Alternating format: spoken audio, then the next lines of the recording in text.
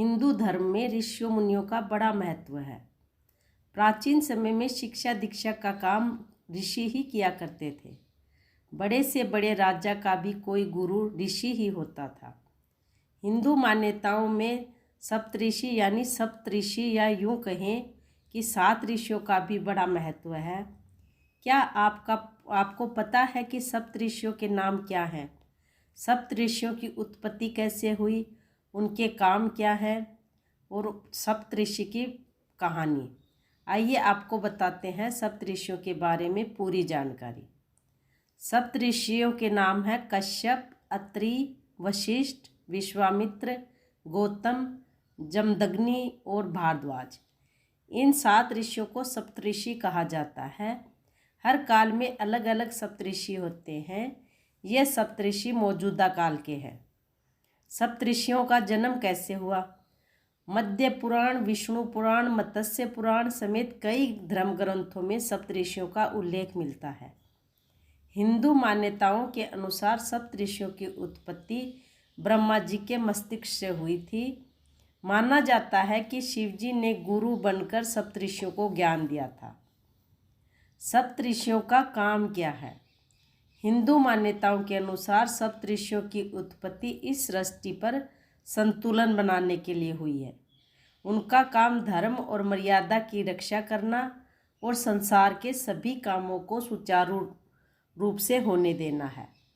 सप्तऋषि अपनी तपस्या से संसार में सुख और शांति कायम करते हैं। भगवान विष्णु के 10 अवतार बताए गए हैं। इनमें पहला अवतार मत्स्य का है।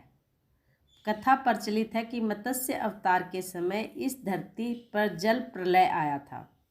उस समय राजा मनु के साथ सप्तऋषि एक विशाल नाव में सवार थे।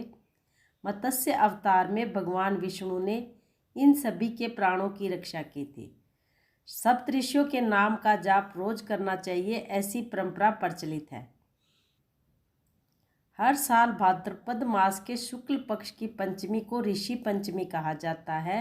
इस दिन व्रत, उपवास और सप्तऋषियों की पूजा करने से जाने अनजाने में किए गए पापों का प्रभाव खत्म हो जाता है। आइए आज हम आपको बताते हैं सभी सप्तऋषियों की कहानियाँ। पहले ऋषि हैं कश्यप। कश्यप ऋषि की 17 पत्नियाँ थीं। अदिति नाम की पत्नी से सभी देवता और दिति नाम की पत्नी से सभी दैत्यों की उत्पत्ति हुई थी। शेष पत्नियों से भी अलग अलग जीवों की उत्पत्ति हुई थी। दूसरे ऋषि हैं अत्रि। त्रेता युग में श्री राम, लक्ष्मण और सीता वनवास में अत्रि ऋषि के आश्रम में रुके थे। इनकी पत्नी अनसुईया थी, जो कि बहुत ही पतिव्रता थी और उन्होंने माता सीता को कपड़े और गहने भी दिए थे, जो कपड़े ना तो कभी मैले होते और ना ही कभी फटते थे। माता सीता ने संपूर्ण वनवास काल में वही कपड़े पहने थे। अत्रि और अनसुईया के पुत्र भगवान दत्तात्रेय हैं। तीसरे ऋषि हैं भारद्वाज। इनके पुत्र द्रोणाचार्य थे। द्रोणाचार्य कौरवों और पांडवों के महाभारत के समय में गुरु थे। भारद्वाज ऋषि ने आयुर्वेद सहित कई ग्रंथों की रचना की थी। चौथे ऋषि हैं विश्वामित्र। इन्होंने गायत्री मंत्र की रचना की थी। भगवान श्री राम और लक्ष्मण के भी ये गुरु थे। विश्वामित्र जी ही श्री राम और लक्ष्मण को माता सीता के स्वयंवर में ले गए थे। विश्वामित्र जब तप कर रहे थे, तब मेनका नामक एक अप्सरा ने इनका तप भंग किया था। पांचवें ऋषि हैं गौतम। अहिल्या गौतम ऋषि की पत्नी थी।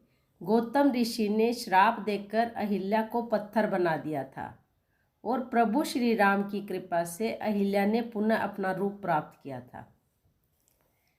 छठे ऋषि हैं जमदग्नि। जमदग्नि और रेणुका के पुत्र हैं भगवान परशुराम। परशुराम ने पिता की आज्ञा से अपनी ही माता रेणुका का सिर काट दिया था।